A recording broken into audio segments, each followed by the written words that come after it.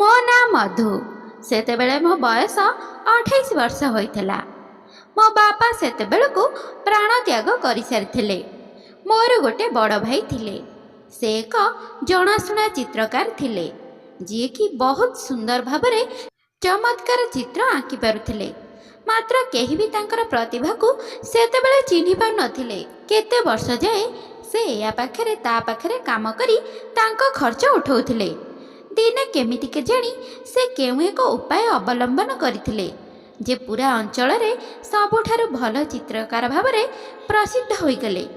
तांको नारे एमिति एक कथा जोड़ी होइगला जहा उपरे विश्वास करिबा सहज नथिला। मो भाई पिलादिनु मो सहित भलरे मिसुथिला। से आम सहित खेली बुली बड़ होइथिला। आउ तांको आमठारु बेसी जणाथिला केमिति भाबरे सज होई छिड़ा हेले से आमर गोटे भल चित्रटिए आंकिब। बोधे एटा तांकर जन्मगत कला थिला। एही कारणरू मो भाई आम सहित बसी अधिक समय कथा हेई पारुथिले। बस एया बुझंतु कि तांको झियो मानक चित्र आंकिबारे सेतेबेले बहुत उत्साह थिला।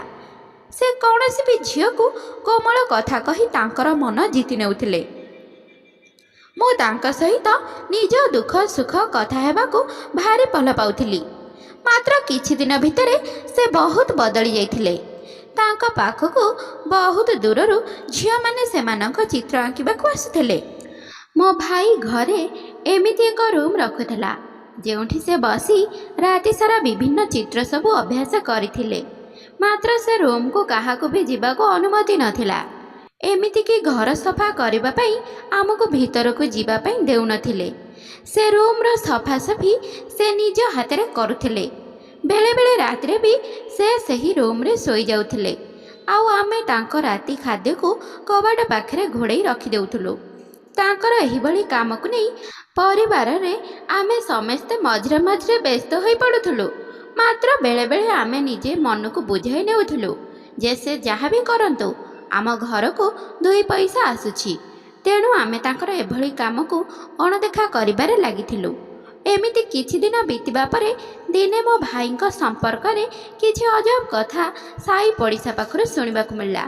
जहाकू सुनिबा परे आमे भी चकित होई जाइथिलु। ताहा हैला कि मो भाई पाखरे जेउ कुआरी झियो चित्र अंकेबाकू आसुथिले ठीक तार किछि दिन छाड़ी ता पई एक भल घर प्रस्ताव आसी जाउथला। किंतु आमे एमिति जगारे रहुथुलु जेउठी एमिति कथा सबको प्रथमे कौतूहल भाबरे नियनी। किछि धीरे धीरे से कथा को समस्ते मानि भी नियंती। भाई नारे साही पड़िसारे प्रचार होइथिबा एही कथा को प्रथमे प्रथमे तो समस्ते कौतूहल भाबरे नेउथिले। मात्र किछि दिन मध्यरे लोक मानक भितरे प्रचार हो जाइथला जे भाई जेउ भी झियर चित्र आंकी दउछि से झियर ता किछि दिन छाड़ी भल प्रस्ताव आसी जाउछि। मात्र मो भाई ए संपर्क रे मो सहित कि मो माँ सहित कौनसी कथा हुअंती नाही। जेबे भी आमे पचारिछु से उत्तर दियंतिनी। मात्र जदि आमे अधिक किछि पचारू तो से रागी की गाली दियंती। कहंती कि निज काम रे मुंड रख। दिने सकाळु सकाळु आम घर को जड़े झियो और तार माँ किछि मिठा और फलमूल नहीं कि आसिथिले। कहिले आपणक पुओ आम पई बहुत भल कामटिए करिछंती। मो झियर बयस 27 वर्ष होइथिले भी ताकू पुओ मिलु नथिले। किंतु आपणक पुओ पाखरे से निज चित्र अंकेबा परे ताकू भल प्रस्तावटिए मिलिछि। एथिपई आमे आपणको मिठा खुआइबाकू आसिछु। मो माँ किंतु सेतेबेले चिंतित रहिबाकू लागिले। कारण दिनकू दिन आम घर को लोकंक आसीबा बढ़ी जाउथला। आउ समस्ते मो भाई विषय पचारुथिले। माँकर सेतेबेले संदेह ହେଲା जे भाई मोर किछि भूल काम करुछंती। मात्र मु भाबुथिली ए काम रे भूल केउठु आसिला। से केवल लोकंक चित्र आंकी तांकू दउछि। एइटा तार जन्मगत प्रतिभा। आउ से एहाकू तार रोजगारर पंथा भाबे आपणैछि। किए जदि मो भाई ठारू तार चित्र आंकी नेउछि ताहले तार विवाह केमिति ठीक हे जिवो। एई सबु कथा मो बुझिबा बाहरे थिला। आमे जदि किछि भी मो भाई को सेतेबेले पचारुछु से कौनसी उत्तर देउ नथिला। मात्र मो मन रे एक योजना सेतेबेले आसिला। मु मोर जणे सांग को कहिली जे से मो भाई पाखकू जाई ता निजर चित्र अंकेई आसु।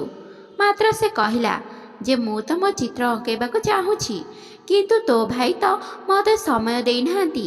ତା କଥା ଶୁଣି ମୁଁ ସେତେବେଳେ କହିଲି ଯେ ମୁଁ ତାଙ୍କୁ ତୋ ପାଇଁ କହିବି। ସେ ମୋ କଥାରେ ସେତେବେଳେ ରାଜି ହୋଇଯାଇଥିଲା। ମୋ ସାଙ୍ଗ ବି ମୋ ବୟସର ଥିଲା, ଆଉ ତାର ବି ବିବାହ ହୋଇନଥିଲା। ମୁଁ ମୋ ଭାଇକୁ ଗୋଟେ ଦିନ କହିଲି ଯେ ମୋ ସାଙ୍ଗ ତମ ପାଖରେ ତାର ଚିତ୍ର ଅଙ୍କେଇବାକୁ ଚାହୁଁଛି, କିନ୍ତୁ ଭାଇ ସେତେବେଳେ କହିଲେ ଯେ ମୋ ପାଖରେ ସମୟ ନାହିଁ, ତାଲିକାରେ ବହୁତ ସାରା ଲୋକ ଅଛନ୍ତି, ତେଣୁ କହ ଆଉ 3 ମାସ ପରେ ଆସିବ। ଭାଇ ମୁହଁରୁ 3 ମାସ ଅପେକ୍ଷା କଥା ଶୁଣି ମୁଁ ସେତେବେଳେ କହିଥିଲି ଯେ ମୁଁ ତମ ଭଉଣୀ ଆଉ ସେ ମୋ ସାଙ୍ଗ, ତେଣୁ ସେ ବି ତମ ଭଉଣୀ ହେଲା ନା ନାହିଁ। ତମେ ମୋ କଥା ନ ଶୁଣିବ ଯଦି ତାହେଲେ ତମେ ମୋ ଭାଇ ହେବାର କ'ଣ ଲାଭ?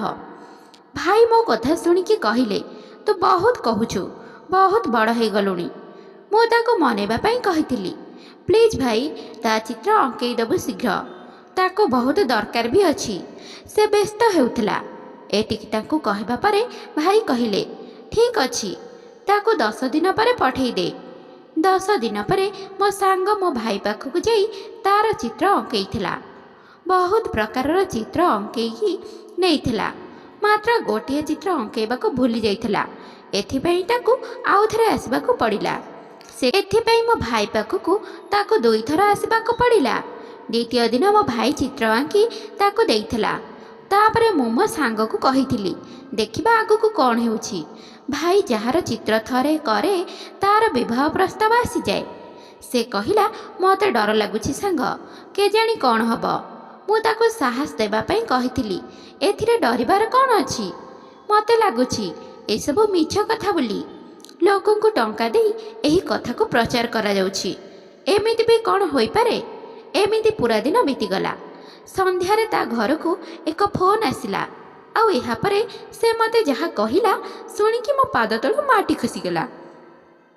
ସେ କହିଲା ଯେ ମୋ ପାଇଁ ବହୁତ ଭଲ ଘରୁ ପ୍ରସ୍ତାବ ଆସିଛି। ଆମ ଘର ଲୋକଙ୍କୁ ବି ସେ ପ୍ରସ୍ତାବ ପସନ୍ଦ ହେଇଛି। ସେ ପୁଅ ତ ଦେଖିବାକୁ ପୁରା ହିରୋ ପରି। ଆଲୋ ମଧୁ, ତୋ ଭାଇ ତ ଯାଦୁଗର, ଚମତ୍କାର ହୋଇଗଲା। କାଲି ମୁଁ ତୋ ଭାଇଠାରୁ ମୋର ଚିତ୍ର ଅଙ୍କେଇ ଆଣିଥିଲି, ଆଉ ଆଜି ଏହି ପ୍ରସ୍ତାବ ଆସିଗଲା। ସେ ଗୋଟେ ନିଶ୍ୱାସରେ କହି ଚାଲିଥିଲା ଏସବୁ।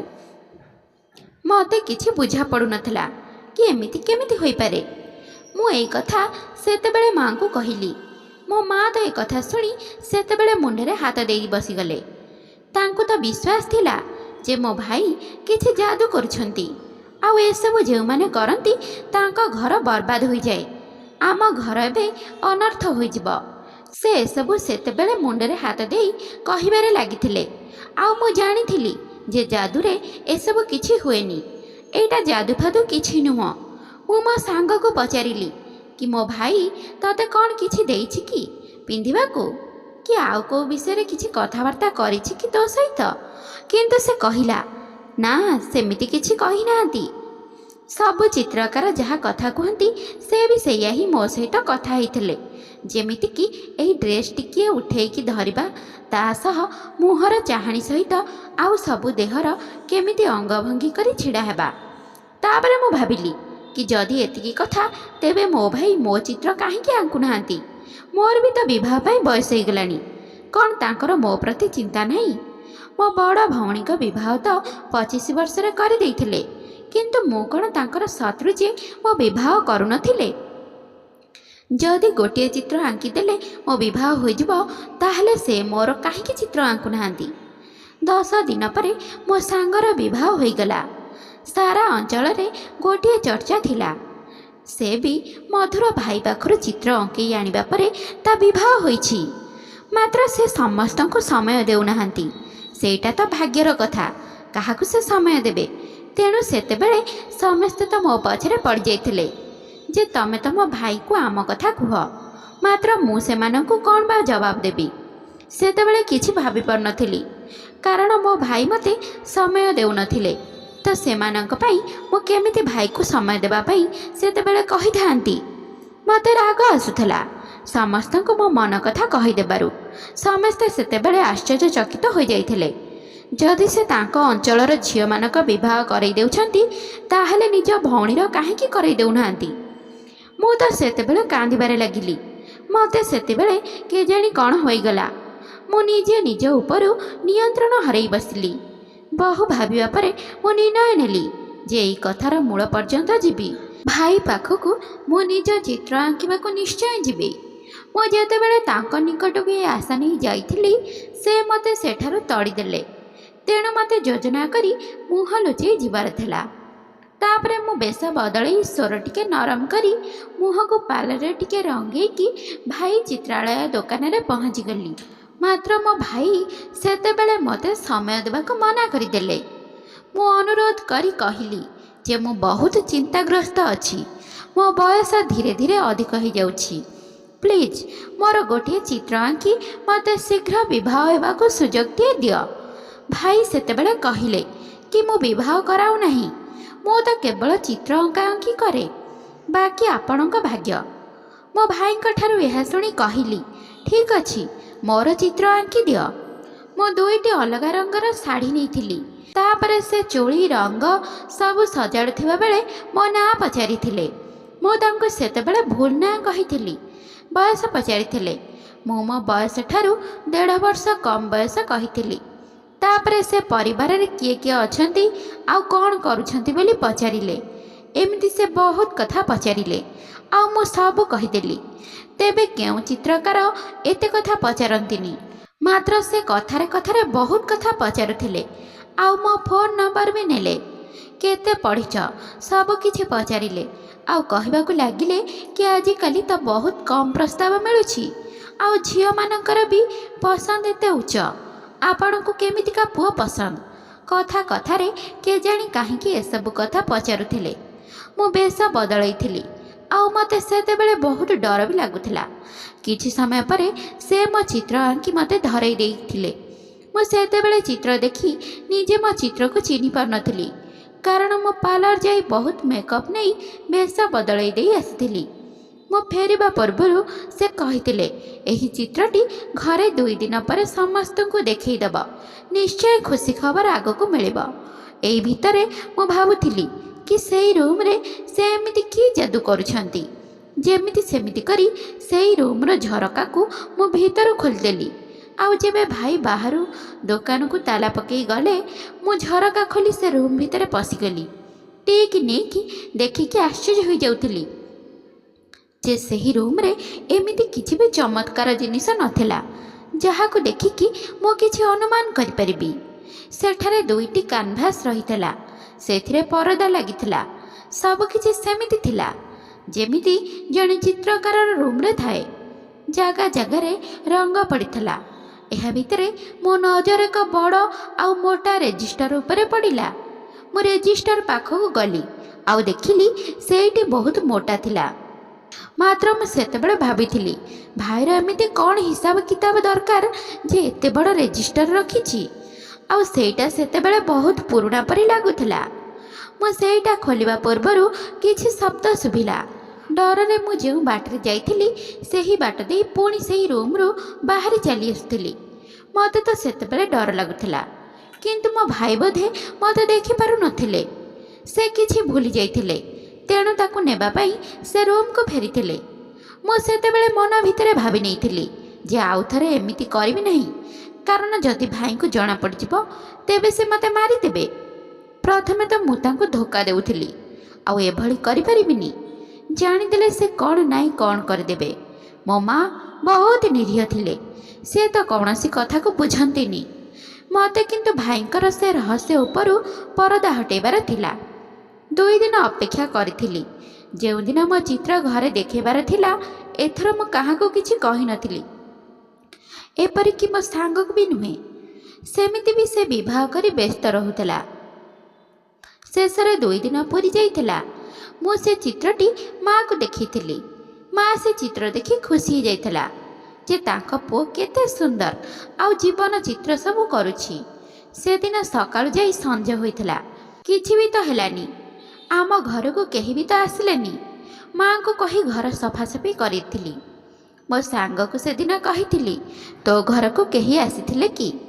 ସେ ସେତେବେଳେ ମନା କରିଥିଲା। ତାପରଦିନ ମୋର ସେହି ସାଙ୍ଗ ଘରୁ ଫୋନ୍ ଆସିଲା। ସେ କହିଲା ଯେ ତାଙ୍କ ଘରକୁ କିଛି ଲୋକ ଆସିଥିଲେ। କହୁଥିଲେ କି ବବି ନାମକ ଝିଅ ପାଇଁ ତାଙ୍କ ପୁଅର ପ୍ରସ୍ତାବ ନେଇ ଆସିଛନ୍ତି। ପୁଅର ବୟସ 30 ବର୍ଷ ଥିଲା। ପୁଅ ବି ସେମାନଙ୍କ ସହିତ ଥିଲା, ଆଉ ଦେଖିବାକୁ ବି ସୁନ୍ଦର ଲାଗୁଥିଲା। କିନ୍ତୁ ସାଙ୍ଗ, ଆମ ଘରେ ନା ବବି ନାମକ ଝିଅ କେହି ଥିଲା, ନା ଆମେ ସେମାନଙ୍କୁ ଡାକିଥିଲୁ। ମାତ୍ର ସେମାନଙ୍କ କହିବା କଥା ହେଲା ତାଙ୍କୁ ସେଠାକୁ ଆସିବା ପାଇଁ କୁହାଯାଇଥିଲା। ଆଉ ସେମାନେ ବି ଜିଦ୍ କରୁଥିଲେ କି ଆପଣ ବବିକୁ ଡାକି ଦିଅନ୍ତୁ, ଆମେ ଦେଖିବୁ। ତେବେ ମା ତାଙ୍କୁ କୌଣସି ପ୍ରକାରରେ ବୁଝେଇ ସୁଝେଇ ପଠାଇ ଦେଇଥିଲେ ଯେ ବୋଧେ ଆପଣଙ୍କୁ କିଛି ଭୁଲ ଖବର ମିଳିଛି। ସାଙ୍ଗଠାରୁ ଏତିକି କଥା ଶୁଣି ମୋ ମୁଣ୍ଡ ଘୁରିଗଲା। ପାଦ ତଳୁ ଯେମିତି ମାଟି ଖସିଗଲା ପରି ଲାଗିଲା। କାରଣ ଭାଇ ଯେବେ ମୋତେ ମୋ ଘରର ଠିକଣା ପଚାରିଥିଲେ, ସେତେବେଳେ ମୁଁ ସେଇ ସାଙ୍ଗର ଠିକଣା ଲେଖିଦେଇଥିଲି। କାରଣ ମୁଁ ମୋ ଭାଇଙ୍କୁ ମୋ ଠିକଣା ଦେଇପାରିନଥାନ୍ତି, ଆଉ ମୁଁ ମୋ ନାଁ ବବି ବୋଲି ବି କହିଦେଇଥିଲି। ଏହାର ମାନେ ସବୁକିଛି ସତ ଥିଲା। କାରଣ ମୁଁ ଯେଉଁ ଠିକଣା ମୋ ଭାଇକୁ ଦେଇଥିଲି, ସେହି ଠିକଣାରେ ସେହି ବବି ନାମକ ଝିଅ ପାଇଁ ବି ପ୍ରସ୍ତାବ ଆସିଥିଲା। ମୁଁ ମୋ ଘରର ଠିକଣା ତ ଦେଇପାରିବିନି, ତେଣୁ ଏହି ଚିନ୍ତାରେ ଏପଟ ସେପଟ ହେଉଥିଲି।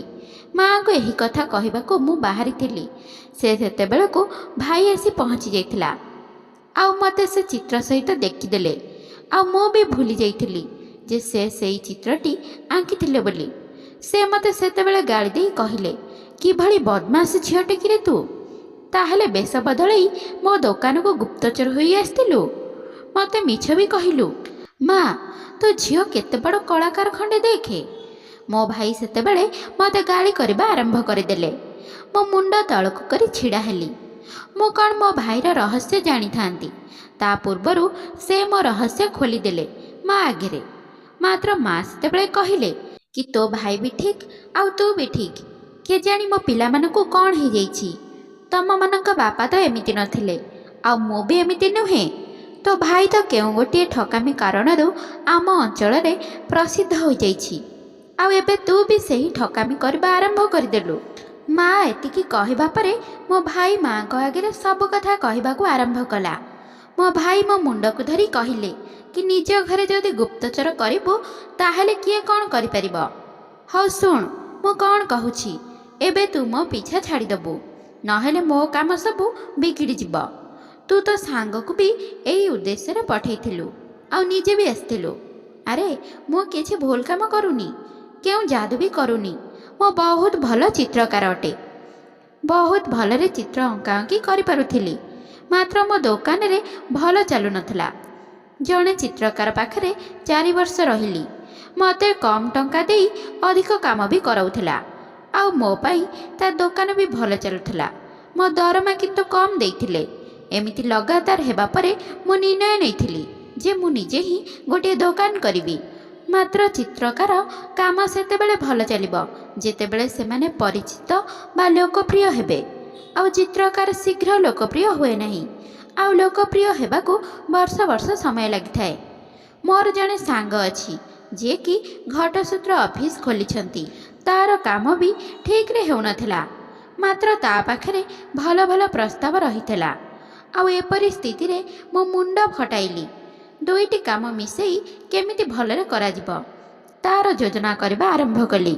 ସେହି ଯୋଜନା ଅନୁସାରେ ମୁଁ କାମ କରିବା ଆରମ୍ଭ କଲି ଓ ସଫଳତା ବି ପାଇଲି। ତେଣୁ ମୋ ପାଖକୁ ଯିଏ ବି ଯୁବତୀ ଆସନ୍ତି, ମୋତେ ଜଣାପଡ଼ିଯାଏ ସେ ବିବାହିତା ନା ଅବିବାହିତା। କଥାରେ କଥାରେ ମୁଁ ତାଙ୍କୁ ସବୁ ପଚାରିଦିଏ। ତାଙ୍କ ନାଁ, ବୟସ, ପାଠପଢ଼ା, ପରିବାର, କେଉଁ ପୁଅ ପସନ୍ଦ, ଏଗୁଡ଼ିକ ସମ୍ପର୍କରେ ମୁଁ କଥା ହେଇଯାଏ।